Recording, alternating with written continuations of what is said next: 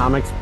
We like Comics. because they have no home. Some call me Joe Getcho. Others don't live long enough to call me anything.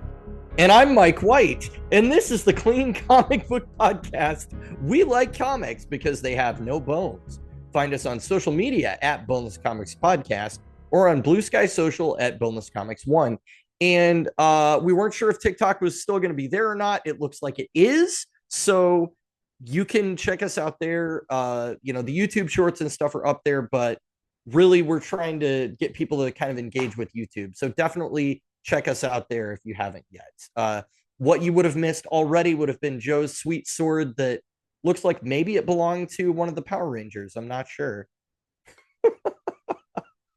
Actually, it's the dark saber from Star Wars. Oh, okay. Well, I was not really remotely close, but it's still cool. And you had a good perspective thing going on with the camera there. So that was perfect. Yeah. So today's boneless review is going to be about Deathstroke issues number 21 through 29 and annual number 1, also known as the storylines Defiance and The Fall of Slade, which were written by Christopher Priest and penciled by Diogenes Neves and published in 2017 by DC Comics. And after listening to today's review, check out our after show on YouTube, where we'll discuss the writer and penciler, as well as take you on an even deeper dive into Deathstroke's backstory and history. Yeah, so definitely check out those after shows on YouTube. So if you're not familiar with Slade Wilson, aka Deathstroke, he has a very complicated and violent past, which is conveniently highlighted during a briefing in the first issue that we read. And then it's further explained when he's on trial by the Society, and we'll talk more about them later. So these two story arcs are very complex, and it's a character-rich narrative that has a lot of drama in it. So it's not in chronological order. You get little bits of flashbacks here and there. You get some threads that you're like, what the heck do I do with this information? And then later it's like, oh, so that's why that was significant. So it's really tough to summarize in a podcast in any, short order. So I'm going to do my best here so that way we can get to the discussion. This is another one where I'm really happy that was your job and not mine. So, yeah, take it away. It was tough. So through flashbacks, we learn about everybody's complicated backstories, but the main driving point is that Slade has had an experience that makes him want to become a good guy. So in Defiance, Slade's ex-wife, Adeline Kane, recruits him for Project Defiance, a task force where he can train his children, Joey Wilson, a.k.a. Jericho, and Rose Wilson, a.k.a. Ravager, as well as Tanya Spears, aka Power Girl, who has inherited her powers and name from her mentor, and Wally West, aka Kid Flash, who reflects on disappointment with his mentor as well. So basically, the team assembles. Adeline secretly conspires with Slade's friend Billy Wintergreen and Terra Markov, aka Terra, to eventually betray Slade. There's a lot of conversations where Slade reflects on the moral weight of his actions, his fractured family history, and his newfound motivation to embrace heroism. And by the time we get to the fall of Slade, the team is pretty much dissolved and Slade abandons his desire to become a good guy. Who saw that coming, right? So each character gets some time to shine, or at least be embarrassed about something. So Joey has a complicated past with the maker of Slade's icon suit, David Isherwood, which results in David's transformation to a giant hideous beast who kind of looks like Solomon Grundy. Yeah.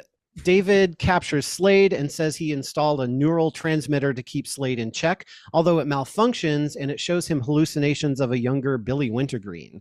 Tanya is afraid the original Power Girl is going to come back and take away her fortune and her powers, though by the end she goes looking for Power Girl and actually gets trapped with her in the void. Wally uses his spot on the team to spy on them and make personal comments on a video recorder, which Slade plays for everyone to hear, which is like super embarrassing. Yes. We also have some guest appearances from the Superman of China and the Society, which is an evil organization that consisted of Hector Hammond, Vandal Savage, Ultra Humanite, Reverse Flash, Black Manta, Killer Frost, Raptor, and Deadline. And I had to do a lot of searching to be able to identify all of those because I'm not that familiar with DC history. I know some of them. If you have seen the critically and I think also fan-panned Green Lantern movie, Hector Hammond is the villain in that, actually. Oh, okay. Yeah, so you do see his head start to grow large in the movie. It does not get as big as you see in the comic books. Vandal Savage, you're probably familiar with from like Justice League, the animated series. Also, the Ultra Humanite was there. And Legends of Tomorrow. Yeah. Black Manta, you also would have seen in the two Aquaman movies. He's actually in both of them. Killer Frost is on the Flash show. So I think Raptor and Deadline are really the only characters that have not shown up in media anywhere else. Interesting. But if you want more info on Raptor, you can actually look at our review of Nightwing Better Than Batman in season 1, because he's kind of the antagonist for that story. So if you guys go way back there, we actually do discuss that character back in the And it must be a good first episode. year. The review that we did, because it's still our number one, at least I guess. on Spotify. So I guess so. So in our story today, we also have a subplot where somebody by the name of the Grocer, who is the leader of the White Lotus, which is basically like a Chinese mafia organization. The leader's found dead, and his heir, the Forgotten, reveals a tangled history involving reincarnation, ancient massacres, a Hmong warrior princess that's seeking revenge. And so there's a lot of detail you get, but it's just, there's a lot to that story, and it's a subplot. But essentially by the end, we find out that this ancient princess has been inhabiting Rose, befriended a nun named Claire, and then eventually gives herself up to the Forgotten. But he actually spares her life and flees the scene, meaning he's going to be running from White Lotus for the rest of his life. So it was kind of a weird story that, like, during the climax battle, he just kind of split. So it was a little weird for the context of this story. So the fall of Slade ends with a confrontation involving most of the main cast, and then David shows up to say that he was actually gaslighting Slade about the neurotransmitter, so there is no AI system that could be showing him Billy Wintergreen. David then breaks every bone in Slade's body, but it's okay because he'll heal from it, and he sends him to be locked away in Arkham Asylum, of all wonderful places. And so the story ends with Slade in a padded room with no one to talk to except for the hallucination of young Billy Wintergreen. And that's pretty much what you need to know for the story. So we'll take a quick break and we'll come right back to discuss. The army thought the experiment was a failure, that their drug didn't work. But it just took a little time to turn you into Deathstroke. But you're a mercenary, and the people that you love have paid a terrible price. Welcome back, everybody, and welcome back, Joe Stroke over there, which I didn't think out and doesn't sound like a good name. No, but please don't call me that. So what I did before this podcast, just full disclosure to everybody, is I read Deathstroke Rebirth #1 and then issues 1 through 20, as well as the 5-issue long Lazarus Contract crossover between the Titans, the Teen Titans, and the Deathstroke title. So I have a lot of context going into this, but I'm guessing that most of these characters, with the exception of Slade, you've probably not seen before. Yeah, so most of these characters I was really not familiar with. I know on the Titans show, they had a little bit of what was going on with Deathstroke, but I don't think I really understood it. So I definitely had to do some searching and try to figure out, okay, who is everybody? Oh, Jericho is a name that's been reused, and so is Ravager. But, okay, he had 2 sons, and, all this stuff, trying to figure out the family hierarchy. I think coming into it in issue 21 was a little tough with that. But at the same time, they do a lot of callbacks and a lot of issue references of, oh, this is where this happened, and this is where this happened, and a lot of rehashing, which I personally enjoyed because it really helped me. But I kind of wondered, for somebody who read, issues 1 through 20, and then you pull up issue 21 and you're like, okay, why are we backpedaling? Yes, I know who Slade is. Why are you telling me this? But they tried to work it in ways that made sense. Like they're having a briefing. And so it's part of the briefing is why we're telling you a little bit about Slade, or we're rehashing Slade's his history in flashbacks because he's being mind probed by the society. So I felt like it kind of worked within the story, but did you find it kind of superfluous and unnecessary? So no, and here's the reason good. why. Because what happens and the family dynamic that's going on in the first 20 issues is so complicated that whenever something relevant from that pops up again, even though what they were doing was essentially just showing the same panel again that had been in a previous issue, it was still really nice for me to get that reminder and be like, oh yeah.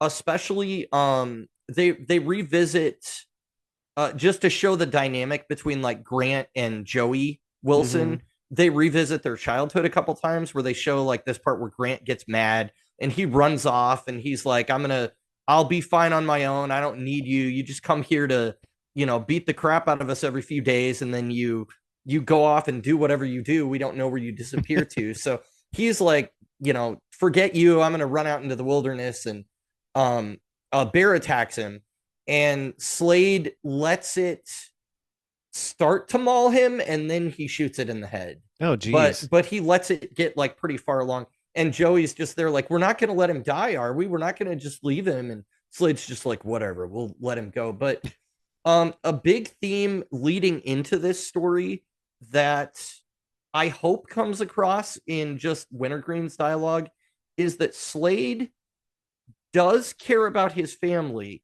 but he basically, because he's who he is, and we can discuss whether or not he's actually a sociopath, he doesn't really express it in ways that are normal. So early on in the series, he wanted to spend more time with Rose because he kind of feels like he didn't have a close relationship with either of his sons. So he's like, well, Rose is my last chance to have a relationship with one of my kids. So what he does is he takes a hit out on her, and then he goes with her to track the person that put the hit out on her. And so that gives them a reason why they have to hang out.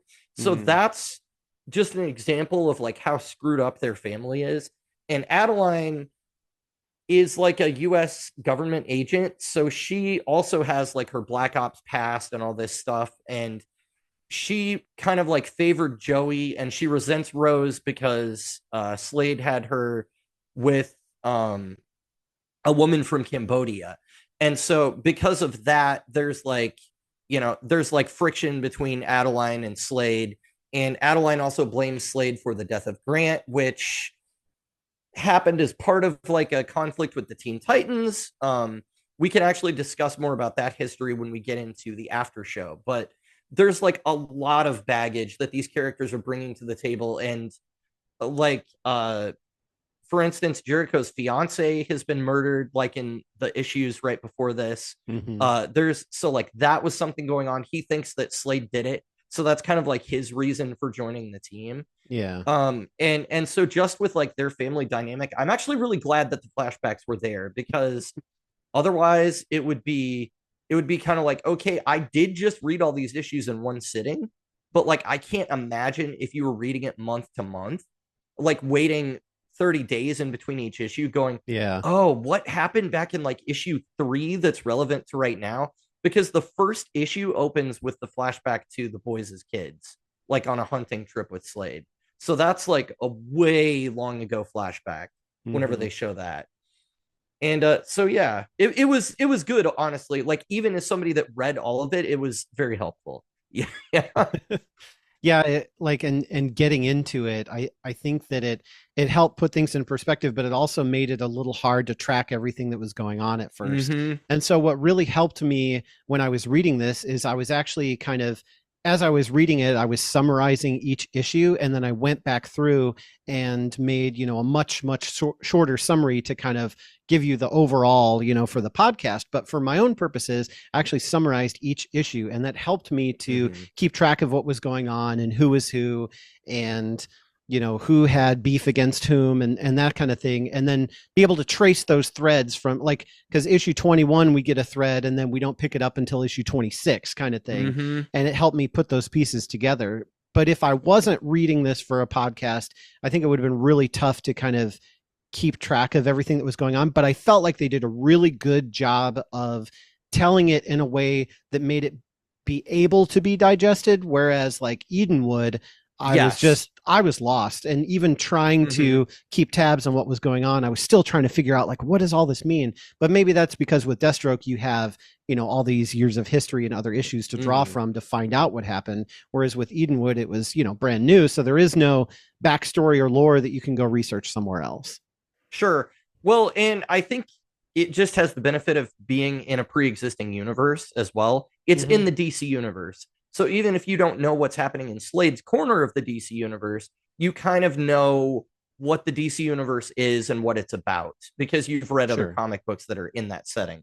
So, you know, we're not in familiar settings necessarily. We're not in like Metropolis or Central City or anything like that for most of the story, but at least some of the kind of rules and the fact that there are superheroes there and stuff like that, you just kind of accept that and go, okay, that doesn't need explanation. Whereas with Edenwood, it was like, you really need to explain everything because this is brand new and there's nothing else that's like a part of this story. So yeah, and I think your mind just kind of starts to automatically fill in the missing pieces. Like when I'm reading this, I have to remember that I'm reading a DC comic and not a Marvel comic, because there were some similarities. Like Adeline is wearing an outfit that made it look to me like she was a SHIELD agent. And so I'm typing my notes going, okay, you know, SHIELD agent briefing at the beginning. And then I'm like, wait a minute.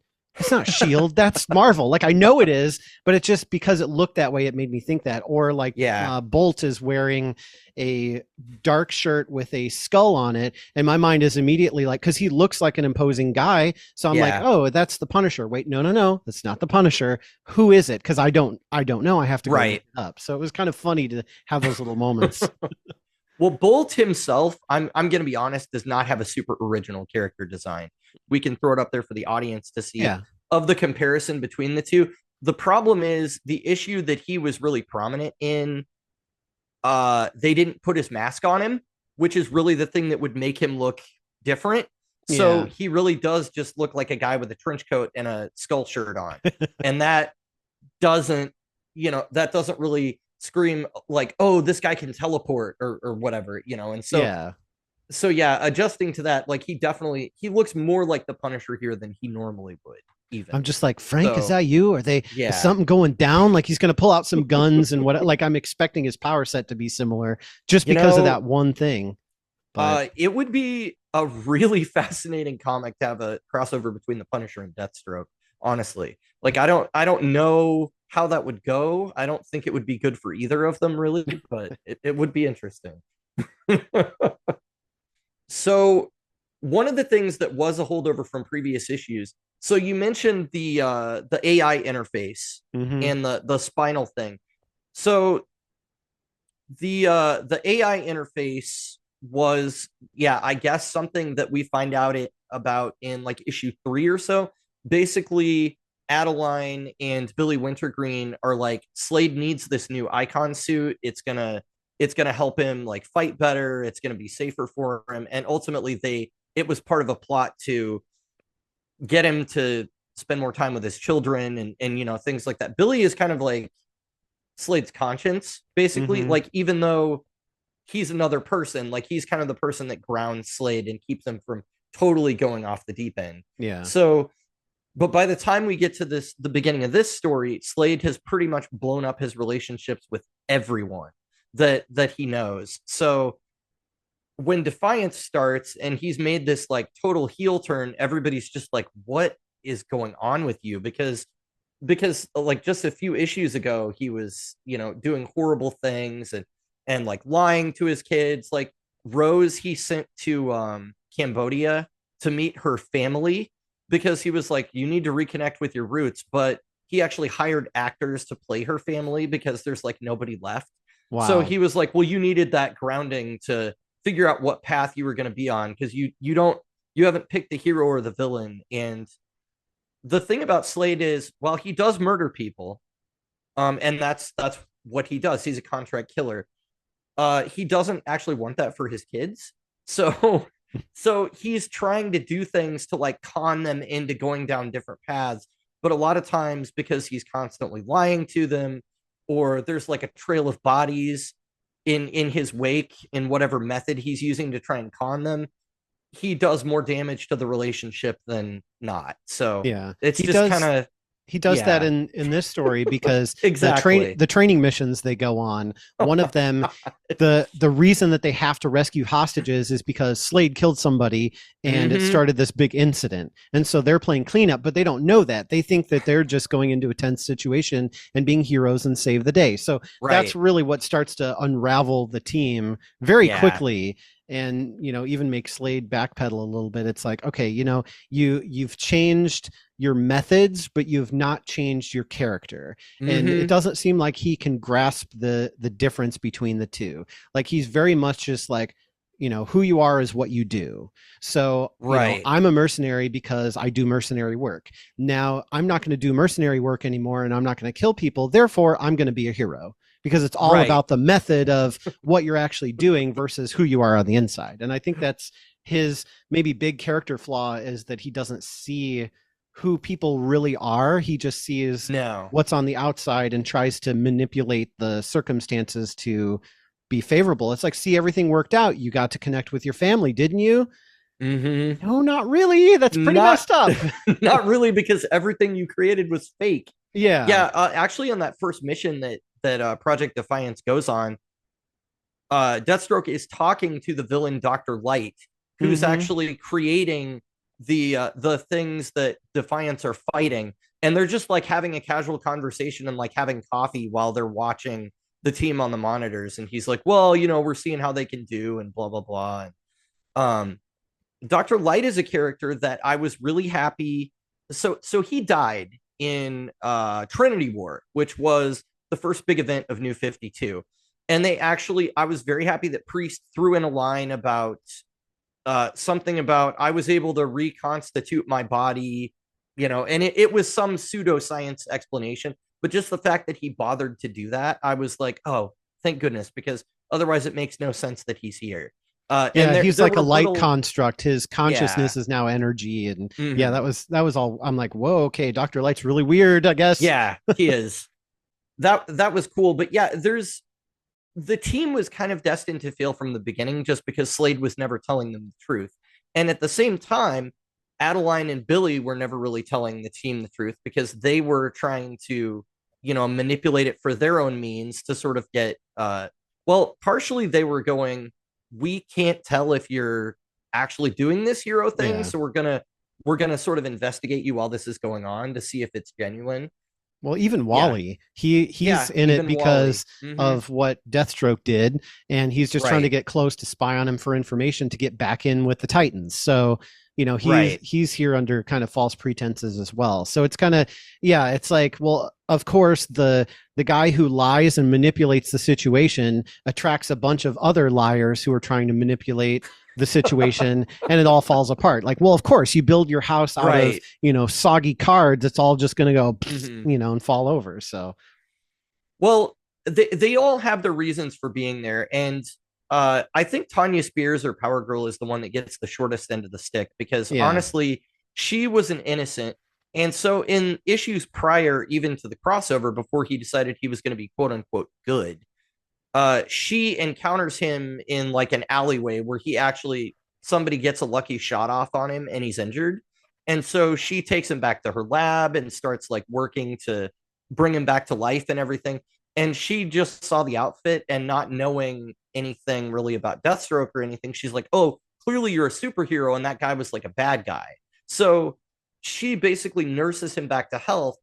And during that, he actually softens a little bit, and you kind of see him be like, this kid is like really naive, but I like he does care about her. And that's actually part of why he ends up giving up in the end of the story, because they think that Tanya is dead at the resolution of this story. She isn't, but everyone else in the DC universe, for all intents and purposes, think that she's dead. Yeah. And they actually think that she killed herself, which Slade finally just gives up when he hears that. And that's when Isherwood slams the car on him. And I think it's Adeline that says like, oh, you actually loved her, didn't you? And he doesn't say anything, but it's like, yeah, like he actually cared about her. And she was like this innocent 16-year-old girl that he feels like got caught in his crossfire. So they've all had previous run-ins with him. The continuity about Terra comes from continuity that we have not technically seen on Prime Earth or the post-Flashpoint universe, but it's kind of restoring some history to the Teen Titans, because originally Deathstroke, cooperated with her for her to infiltrate the Teen Titans. Yeah, so he could get and then basically report back to him. So she was a double agent, in the Teen Titans. Now, in this story, what Christopher Priest has done is actually made that less icky than it was before. Because it was heavily implied that he slept with her in the original continuity. In this one, it's like she has a crush on him, but he basically has no feelings, is just he has no feelings. He's about the mission. And she's also a kid, which it may not come across in this story, but one of the things that is a breach of his moral code is he doesn't kill kids. And he will actually take contracts to defend kids that have had something horrible happen to them. So his morality is very complex. It's not he's definitely a shade of gray, where it's like sometimes he can be an anti-hero, but his methods kind of go so far that it's hard to call him that. So, well, and, and even with Terra, like I read when I was reading interviews about Priest for the after show, one of the things he said was that he wanted to remind people that, you know, Terra wasn't exactly an innocent. Like people think that Slade corrupted her, but really she was, you know, just about as corrupt already. So, and I think that's, to your point, what he tried to highlight in this is that, you know, it wasn't that Slade was 100% in the wrong. They were both in the wrong. Not that, you know, and we don't need to talk about the moral implications of that, but for the characters in the story, that is, you know, that's the idea behind them. But to your other point too is, you know, Deathstroke. But Tanya was more of an innocent. She was coming into this situation with the best of intentions. And it's so bad that, like, at the opening of this story, in order to recruit her, he's like, well, I know she's a Christian. So he starts quoting scripture at her about like forgiveness and stuff. And he's like, well, if you're a Christian, you have to forgive me because it says right here. So, and then he like gives her a gift of like a puppy or something. And that was his way of sort of like conning her onto the team. But, and this isn't explicitly stated in the story, but I think in his mind, he thinks, well, I'm protecting her by keeping her in my group. Sure. And under my care, because she's sort of an amateur Teen Titan that was part of the very last incarnation of that team during New 52. So she's kind of like a carryover from that, and Christopher Priest kind of picks up her story that had begun with a totally different writer. What really sucks is I feel like she was going on a character arc where she was going to become her own hero and be really cool, but no one has picked up the story with her finding Karen Starr, Power Girl, in the void since. And this is like 2017. So she's a character that's kind of ended up in limbo, which I think is a shame, because I liked her. I mean, I thought she was a good addition to the team. Power Girl is more, the original is more associated with the Justice Society. Whereas, you know, this one could be one for the Teen Titans, which would be cool, you know. Sure. And she has her own unique powers. Like she's a genius, and she gets her super strength and her durability from Karen Starr, who is the Power Girl of Earth 2, if I remember correctly. And that was in, what was that in? World's Finest, which is normally a Batman Superman team up book, but it was a Huntress and Power Girl team up book that they did during New 52. So that's, but yeah, that's where she originates from. So yeah, I think that in his mind, at the end, he was like, I've corrupted somebody and hurt somebody that actually had nothing to do with this.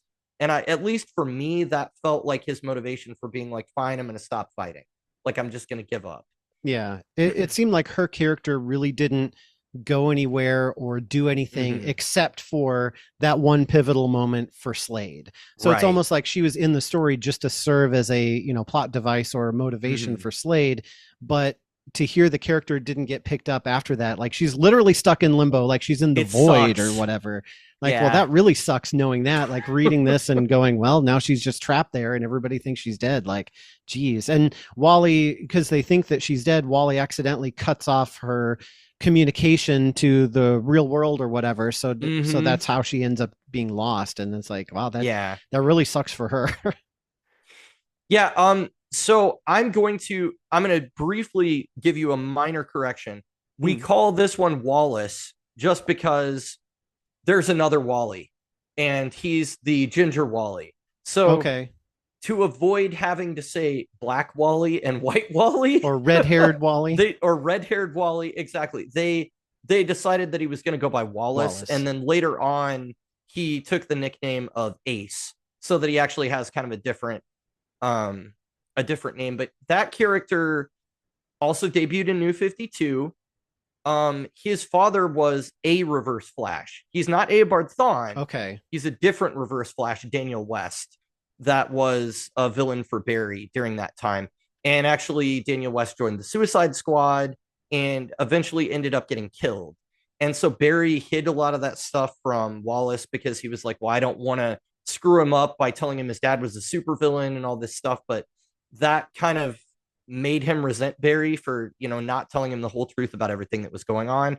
And so then Kid Flash goes to the Teen Titans, but Damian is in charge, and Damian is not super forgiving of a person. So some stuff goes down where Wallace actually trusted Slade with something that ended up allowing Slade to steal Speed Force energy from him, and therefore go back in time. And that's when Slade had his religious experience where he was one with the Speed Force, and he saw all these different realities and stuff. And he came back and was like, I don't want to live my life the same way that I have been.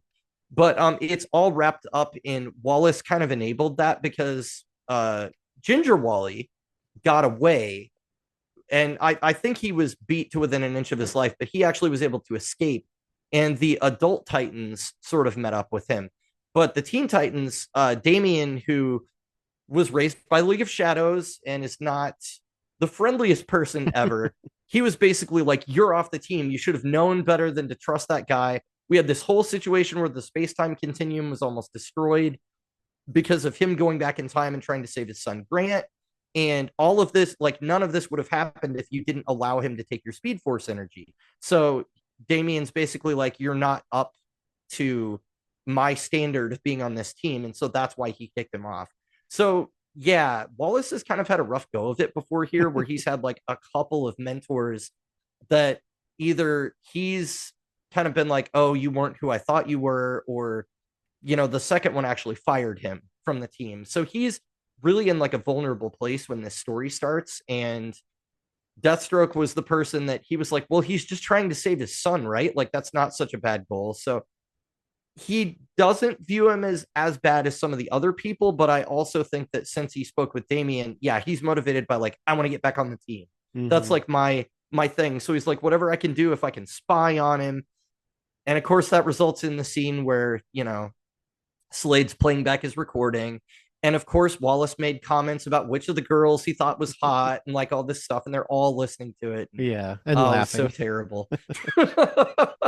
Yeah, it's interesting because within the pages of the issues that we read, we get that Wallace, was dissatisfied with his mentor, and they show a picture of Barry Allen, and that he wants to be back on the Titans, and that somehow Deathstroke had his powers temporarily. But what they show us in these issues is that he went to the future, grabbed a sword that had something written on it that translated to Rose, and planted it in the past for Rose to find. So we don't get anything about him wanting to rescue his son, or really any information as to what Wallace was doing. And we do get the line that Wallace's father was a villain. And I was thinking well, Reverse Flash? Well, no, it couldn't be, but who, and I was confused. And I don't think we got anything about that in the story. So it's interesting to hear the backstory on that, because that's one of the places where we didn't get any flashbacks, no pun intended,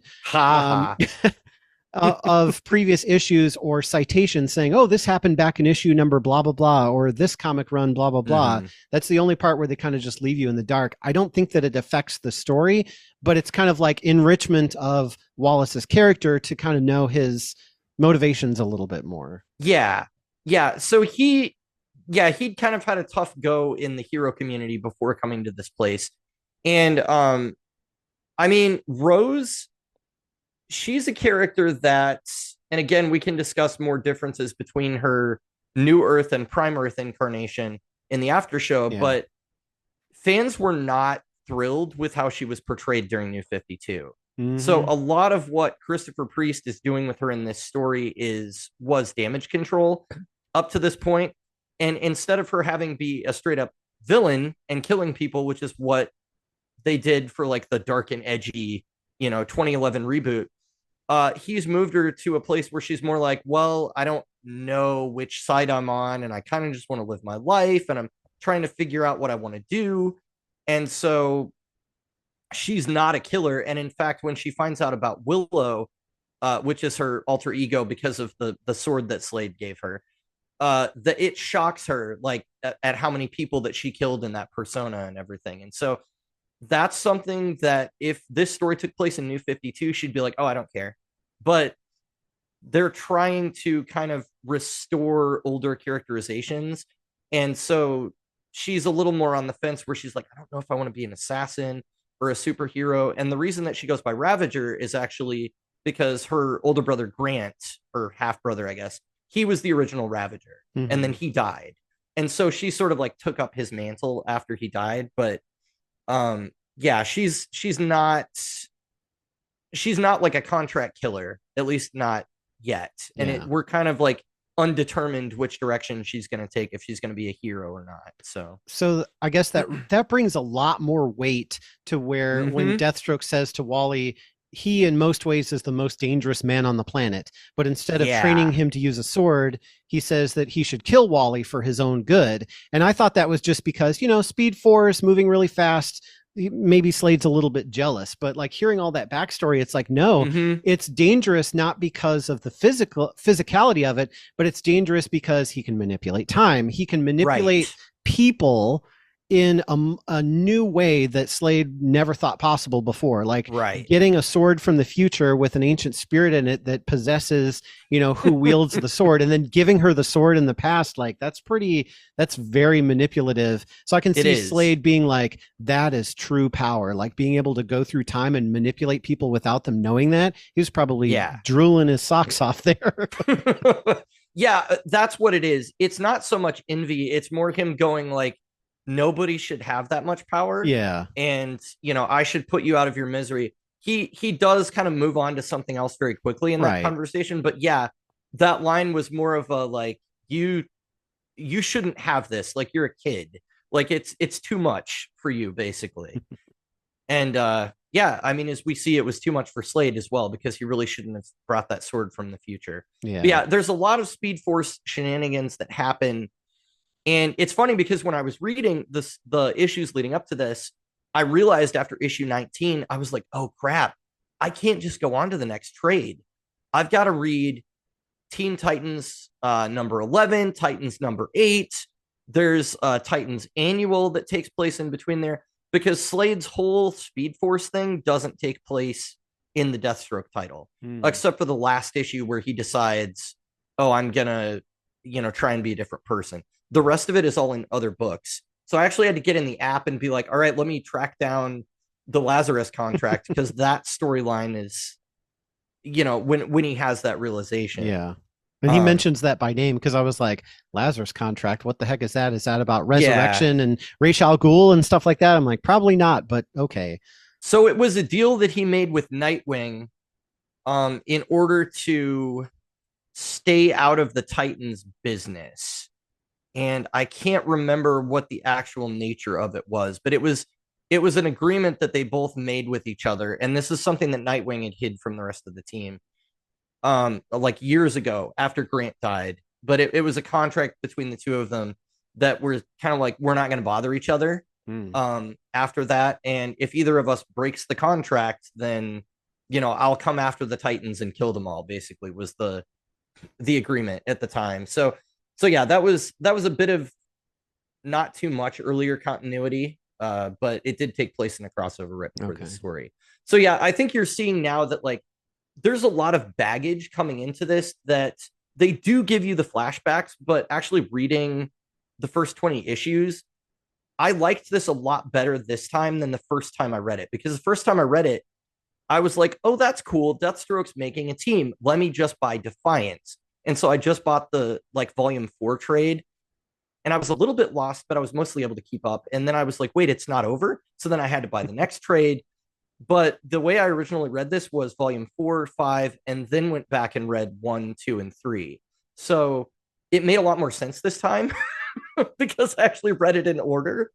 Yeah, I don't know that like necessarily that like it, if I were to put myself in your shoes, maybe it didn't make more sense as much as like what they said carried more impact, more weight. Yeah. Because I felt like I was able to make sense of everything, but I didn't understand the backstory. So things didn't pop on the page like they would have if I had that, familiarity. And it's funny because like, Slade walks this fine line of like, again, I'm not killing. And so that makes me a hero because he doesn't, truly understand all the nuances, which is ironic because Slade is somebody who understands the nuances of fighting and war and those kind of things. But it's funny because he says, like Billy, his conscience is talking to him about like not killing, but still letting it happen or manipulating events to make it happen. Technically, you're still killing, but it's the hallucination of Billy. He says, arranging is not the same as committing. Ask any florist. And I'm like, what an apt metaphor, but what a horrible way to justify, letting people killing people. Yeah. Well, not killing them directly. It's through indirection, letting them. Yeah. There is somebody that he lets get shot indirectly. I was really trying to pay attention to that as I read the story, mostly because I skimmed your notes a little bit before I actually got to the issues that we were reading. And he does go to great lengths to make it look like he's killing people, but not actually doing it in several issues where he's like shooting them with this paste that's like a paralytic agent. And it looks like blood is exploding from them, but it's actually just whatever that paralytic agent is. And then it keeps them from moving. Unfortunately, it doesn't work on Bolt, I think, who is a teleporter, so that causes problems for them later. So some metahumans it's not as effective on. But it's really awesome is maybe not the best word, but at the end where, it's like he walks into a hostage situation, they're holding Claire by the throat, and he basically just shoots the hostage in the head. Like, you see that and you think, oh, well, that's Deathstroke. That's just what he does. But he hits her with a non-lethal bullet that just incapacitates her. It probably still really hurts. Incapacitates her, paralyzes her. So everybody else thinks that she's dead. So it's really funny because it's like, it looks like something Deathstroke would totally do, but it's actually non-lethal and that person is okay. He didn't kill them. So it kind of makes you think maybe there is something to this hero business, but it's all just a fleeting phase, I think, that he went through because he doesn't truly change on the inside. He just changes what he does on the outside. Right. And yeah, that's the difference, is that he's having the appearance of a character change without actually having a character change. But that kind of makes it fun too, because he's all like, oh, I'm a hero. And we're like, okay, we'll see. And then like the non-lethal bullets come out and you think, well, maybe, but then you hear how he manipulates situations and you're like, no, he's got a long way to go. Yeah. Once they finally revealed that he began the whole situation by killing someone, that was when I was like, okay, there's no way he's going to stick with this forever. Like he's just like, well, I just have to kill one more person and then it's like, no, that's not how you start these things. But I think that's such a perfect way to write a story like this, because we've seen like with Steelworks where he's like, oh, I'm going to hang up my cape, that kind of thing. Sure. Or even with Dr. Octopus taking over Peter Parker and becoming the superior Spider-Man, like fans react negatively when you go to drastically change the character that they've loved for years and years and years. And not saying that you shouldn't do those things, but I felt like this was a very smart way to play in the pond of, could Deathstroke be a hero without making the fans go nuts? Because don't worry, he's not going to be a hero. He's still going to be the same Slade that he always was. He's just trying out, like a different outfit or a different shoe or something for a couple issues. And then we'll kind of go back to, I wouldn't say status quo Slade, because he just manipulates things in such surprising ways that there is no status quo. But, we go back to more of the either anti-hero or villain, where he does have a few redeemable qualities. He actually does care about certain people. It's just that his character and the way that he goes about acting on those feelings are just completely off the rails. They are. They really are. I mean, he goes to a lot of trouble to manipulate his kids in the Yeah. issues leading up to this.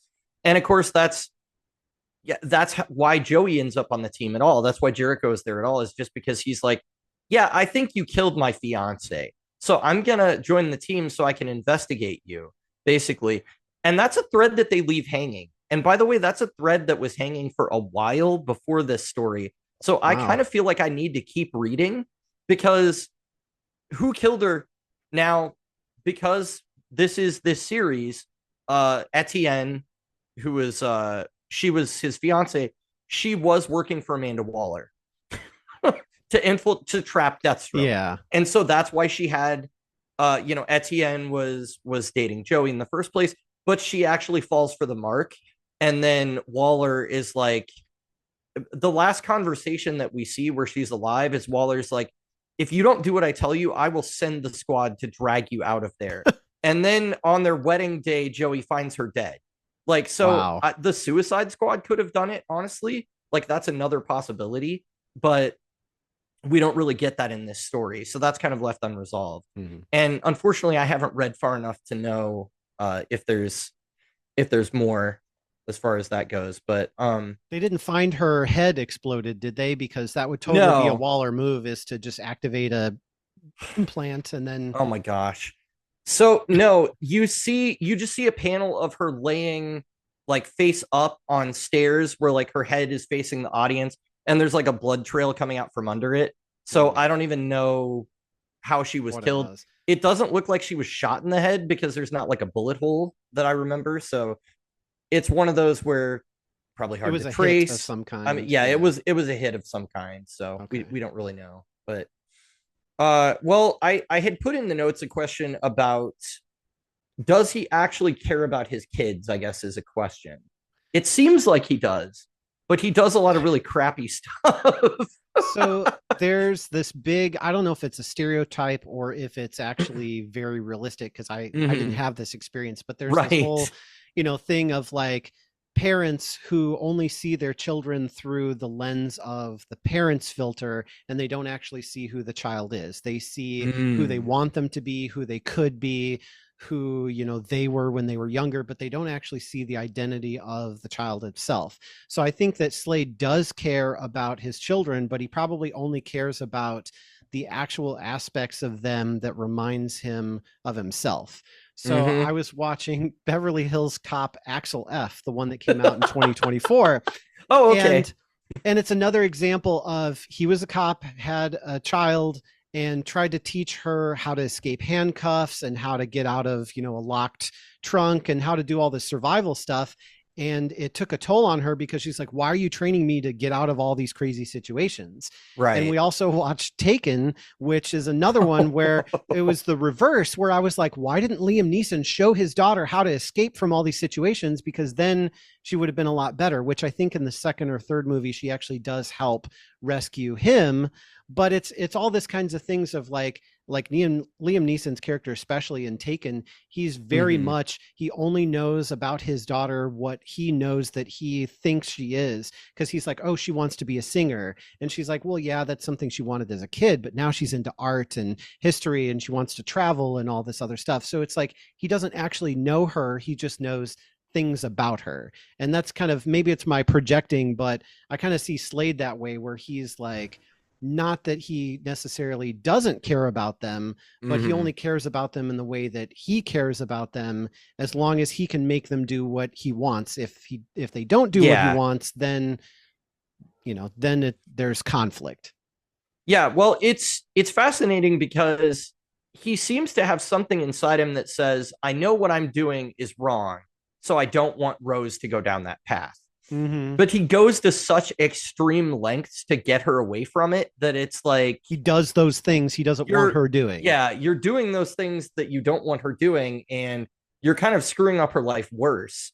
Yeah. So I personally don't know where her character ends up after this story, but I would love to see her in like a Titans book.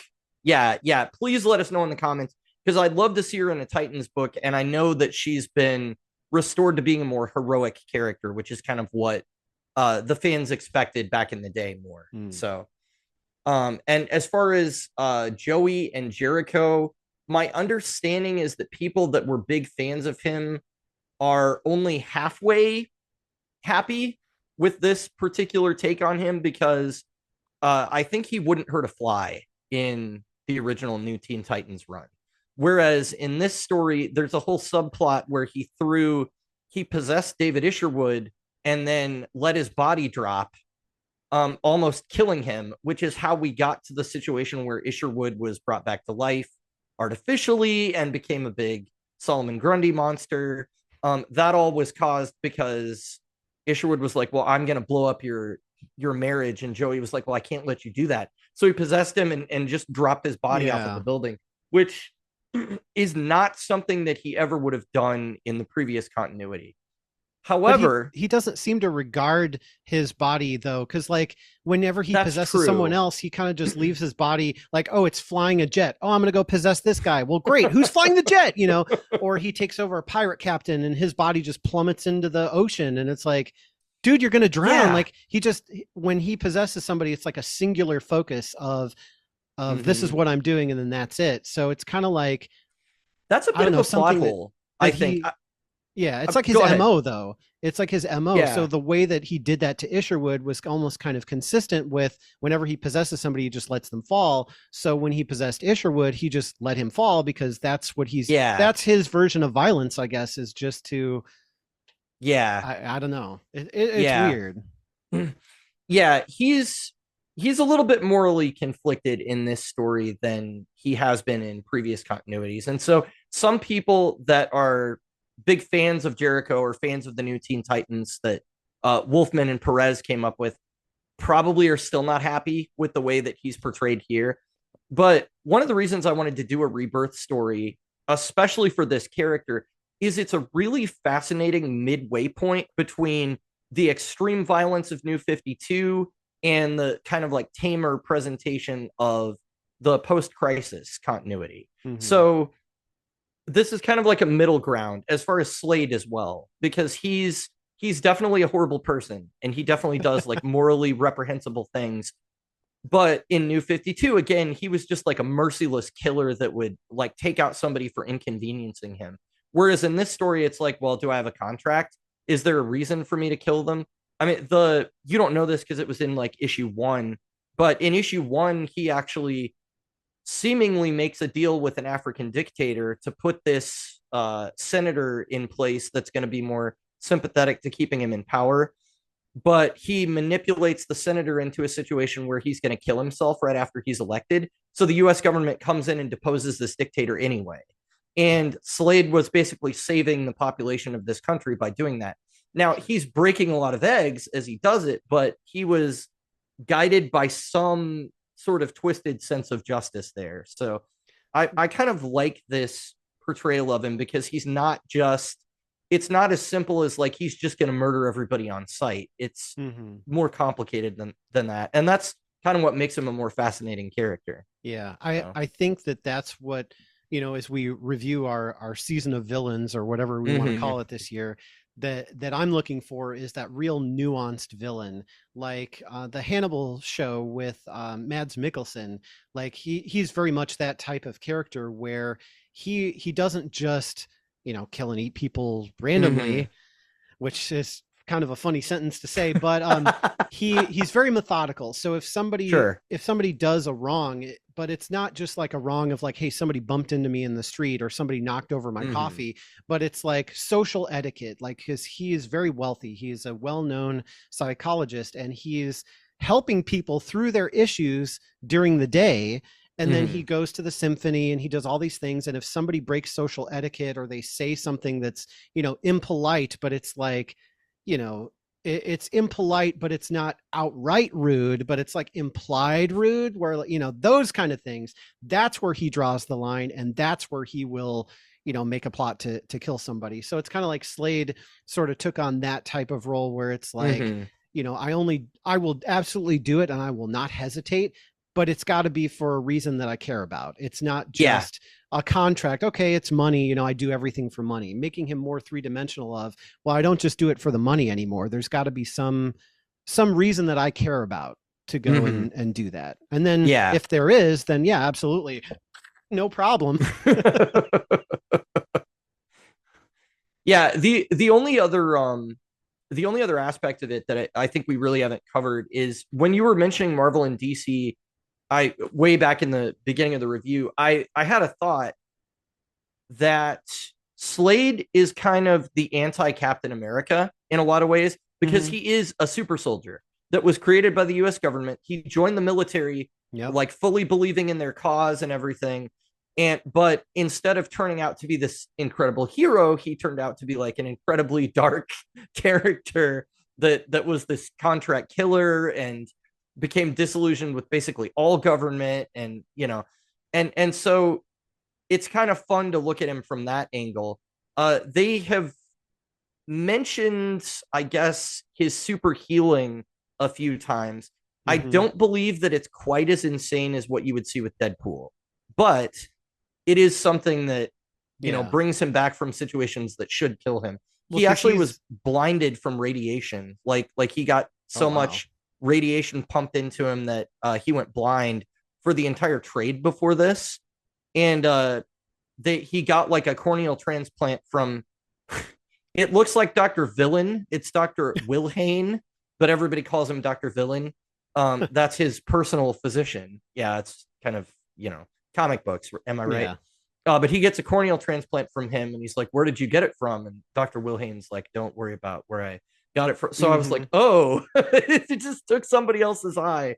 But yeah, because he loses one of his eyes, and not because of the CW arrow reason, which was Oliver Queen impaling him with an arrow, but it was actually because after Grant was killed, after Jericho had his throat slashed, Adeline was like, "I can't take this. It's your fault," and shoots him like in the back of the head, and it blows out his eye, and that's why he apparently can't regenerate that. But in the sword that he gives Rose, she actually impales him through his icon suit, and it does so much damage internally that it was a fatal blow. He should be dead, but because of his super healing, he won't even have a scar in a couple of hours. So it's still like really remarkable. It's pretty good, but not to the level where he could like regrow, his arm, and he's got a tiny baby arm until he regrows it. Nothing like that. Which is good because that's really comical, and it'd be weird to see Slade with a baby arm.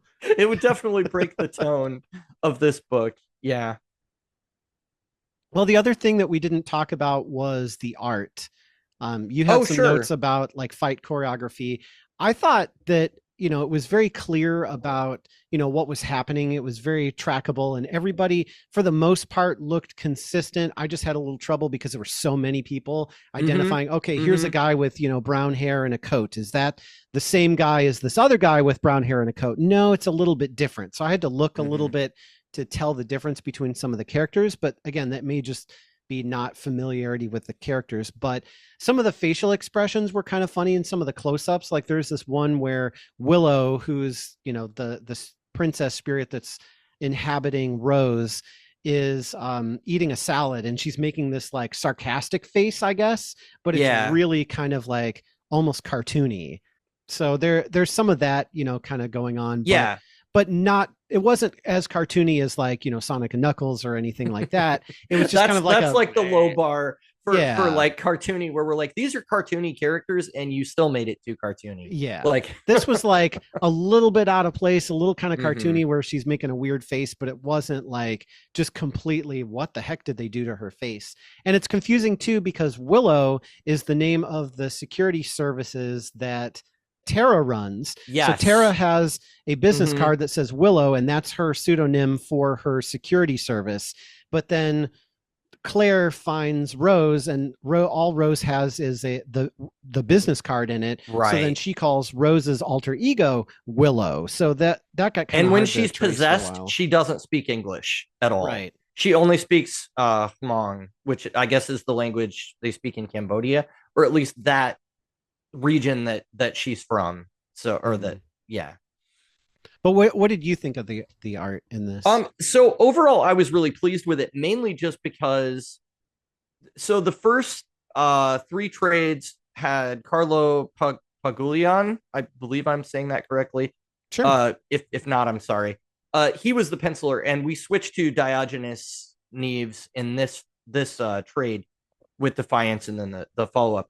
And I liked him a little bit better just because the very first panel where they showed Willow coming out with like both guns blazing, John Woo style, and it was clear that he knew how to pose characters and make the action look exciting, which the previous the previous artist, I don't want to be down on him because he was good, but he had somebody else doing breakdowns for him. And what that means is, so Larry Hama, who is a penciler mostly famous for doing a really long run on G.I. Joe whenever Marvel had the license, he actually did all of the breakdowns. So he was doing the layouts for this is how the figures should be in the panel. And then Pagulian was coming in afterwards and then doing the finished pencils over that.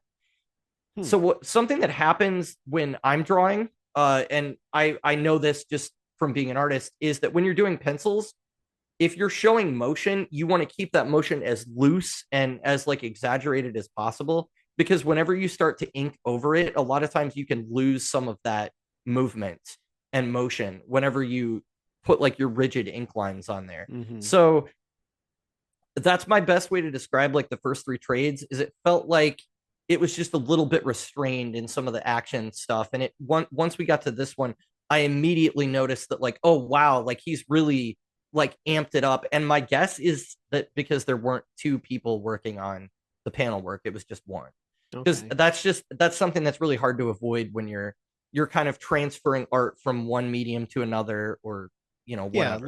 Like so, when you draw something and scan it to me and then I colorize it, the colors just look different because they're a lot of times, if they're too flat along your like pencil strokes, which are not flat, it can look really weird. So I have to do a lot of digital updating to try to make the two mesh. Whereas if you color something and ink it and then scan it and send it, it's like perfect. I don't have to do anything except remove the background. So that makes sense, that like when you translate it from one medium to another, there's certain tricks that you have to do to keep it looking the way you originally intended it. And the more layers you add, the harder it is to retain the original.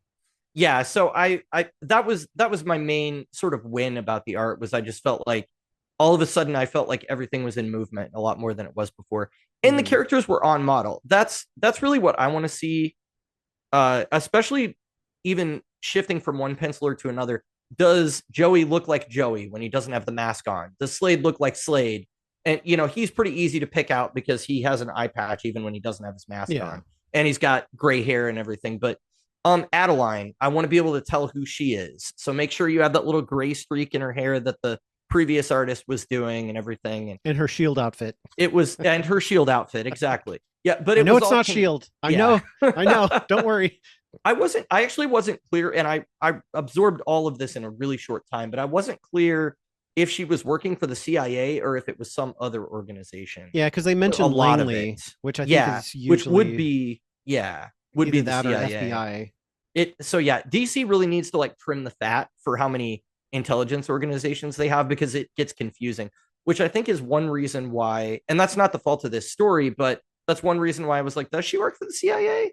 Or is it one of these other bajillion intelligence agencies that DC has? So, and maybe that's why they don't address it, because it's like, it doesn't matter for the story. She works for one of them. Take your pick.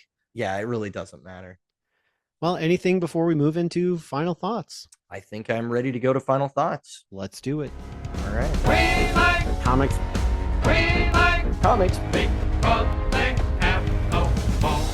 I think maybe I should go first on this one, because yours is probably going to include a lot of information that mine isn't. So my review is really based on these, like 8 or so issues plus the annual, which in this case, the annual I found was very important, and you probably could skip it and still kind of figure out what was going on, but it really filled in like kind of what happens between the two stories, and I think is worth reading. Whereas some of the other annuals that we've had, I felt like either just took you on a side tangent or didn't matter as much, to the story we're reviewing. So the annual is important in this one, but I think all of it put together, you know, was very solid. Like I said, at the beginning, I didn't know who some of the characters were. I definitely didn't know the relationships that they had with each other, but I thought the writing did a really good job of kind of giving you the information that you needed to know in order to understand those things, even if you didn't get the deeper context or the weight of, you know, some of the things that they said. It was one of those things where if you're a fan of it, you probably liked it. If you're not necessarily a fan of it, you're picking it up, you can still enjoy it. And it's not information overload like, you know, some of the other stuff that we've read, but it is a lot of kind of relationship. I don't want to say drama, because drama kind of implies, it makes me think of like the CW, where it's like, cue the sappy music, and now Oliver, we need to talk about your feelings about starting a team. And it's very, you know, like deep and emotional, whereas this didn't get that kind of drama. It was more just kind of like the dynamics of, you know, what was going on with the family and so on.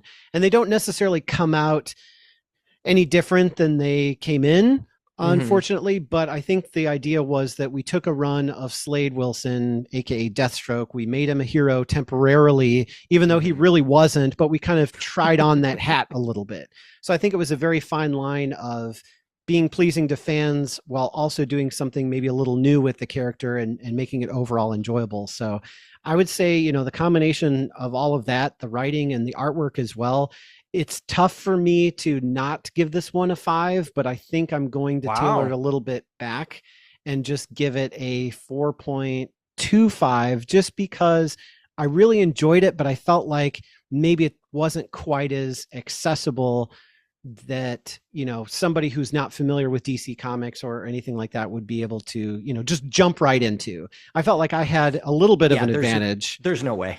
Yeah. I had an advantage just being familiar with DC in media and animation and that kind of thing, to be able to put some of that stuff together. But, and then of course, doing the research for the podcast, I think made it a lot more enjoyable, because I was able to digest everything. Whereas if I was just reading this on my own, I wouldn't have done that, and I might have gotten overwhelmed at some point. So 4.25 out of 5 bananas, which is still a really, really good score, and great way to start off the year. Yeah. So obviously, well, I went into this with the intention of having more context than you, so that I could have a little bit different perspective, and that would hopefully give us more to talk about. So yeah, all of the emotional moments kind of hit the way that they should have. Really, the only gripe that I have about the story is that nobody's done anything with Power Girl, Tanya Spears, after this. Yeah.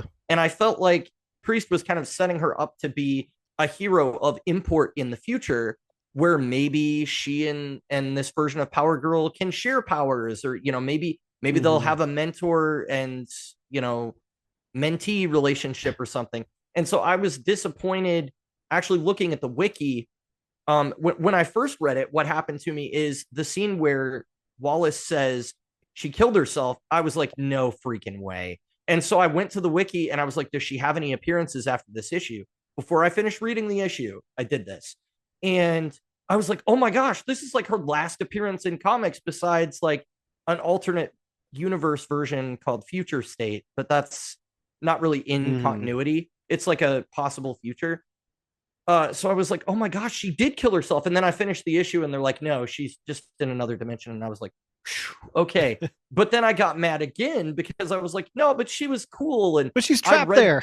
I read all of the issues leading up to this, where they kind of like developed her character and showed who she was as a person. And I was like, she could totally grow into being a cool superhero. So, but do I hold that against this story? Because it's like nobody picked up the thread that Christopher Priest left hanging. That's not really his fault, I guess. Yeah. So I don't know. That was really my only gripe with it, is just that we won't get to see that fulfilled in the future at any point. I mean, unless somebody way down the line decides to. But at this point, it's been, well, this is 2017. So we're talking, what, 8 years ago? Something like that? Which, I mean, there have been characters that have had 10 or more years of hiatus too. So that's true. It's entirely possible. True. But yeah, it sorry to cut into your review. Yeah, but, no, go ahead. But yeah, they totally, like, she was only used as an object to further the story, and her demise was, you know, was tragic, but then also coupled with the fact that they didn't do anything with her and still haven't 8 years later makes it like even more tragic. So yeah. But ultimately, I think I'm going to give it a 4.5. And it's really just for the reasons why you said you pulled it back a little bit. It's because those emotional moments hit just a little bit harder because I knew Wallace's history coming into this story. I knew Power Girl's history coming into this story. I had read 20 issues getting to know Rose and Jericho before I started this story. So I was already invested in what was going on when this began. And I think, yeah, that made me go a little bit higher with it. I don't think I would call it a 5 just because I'm trying to think what my reason is for going. It's not perfect. Honestly, it's just it's not really accessible for an audience that hasn't been long-term invested in at least DC. And so in that regard, I don't think that it stands on its own two legs perfectly. But just as an experiment with this character, especially if you know who he is, kind of, and you can kind of look at another dimension of what makes Slade Wilson tick. This is a really good example of that, and it's definitely very entertaining. And there's lots of intrigue and stuff that kind of keep you invested. The drama that you talked about, to me, it was like they would start to do that, but they didn't dwell on it, and then it would be on to the next set piece. So that's the difference, I think, between the CW and this, where it's like, yes, we have that drama, but we're not going to spend like 15 minutes of Oliver deciding whether or not he's going to keep killing people, or Felicity deciding if she's actually in love with him, or what, So it wasn't so much that it kind of overwhelmed the story that was being told. So yeah, 4.5 for me, 4.25 for you. Those are some good bananas to start off the year with. Those are some good bananas. All right, well, that's a wrap on this episode of We Like Comics Because They Have No Bones. And be sure to share your thoughts on social media at Boneless Comics Podcast, or on Blue Sky Social at Boneless Comics 1. I will be working to get the Twitter back up. I just haven't bothered to do it yet. I don't really have a good reason there. I just kind of forgot about it for a while, but you can definitely find us on Instagram. You can definitely find us on TikTok and YouTube, and you can actually even comment on the Spotify episodes on Spotify. So that's a feature that, is available to everyone. So just let us know what you thought wherever you are, and your favorite moments featuring Deathstroke, and use the hashtag Boneless Comics Podcast, and we might feature your comments in an upcoming episode or on our after show. So don't forget to tag a friend who loves comics so they can join in the conversation too. That's right. We want to hear from you. You can also, like Mike mentioned, check out our YouTube channel. You can watch the video version if you're listening to audio right now. You can watch that video version. You can see me with my sword at the beginning and our cool comics that are displayed behind us. But definitely make sure you go to YouTube for our after show, where we're going to talk about the writer, the penciler from our story today, and dive even deeper into the history and character of Deathstroke and some of the other characters in our story today. And if you haven't already, visit bonelesscomicspodcast.com, where you can get some background information about us, your hosts, and a link to our new Printify shop, where you can order some of Mike's banana designs on t-shirts, mugs, and more. So we're working to get those scanned and put on merchandise that you guys can get to support the podcast, and also, wear some of Mike's cool designs and that sort of thing. So check it out. It's pretty awesome. Yeah, that's something I'm really excited about. So definitely check that out, guys. Yep. Next episode, we're going to talk about Negaduck Volume 1, The Evil Opposites, which was written by Jeff Parker and penciled by Ciro Kengialosi. And I'm sorry if I pronounced that wrong, but that is my quick introduction of Negaduck. So, yes, Evil Opposite next time. So, thanks for listening, and we'll catch you later. Catch you later. We like Comics. We like Comics. big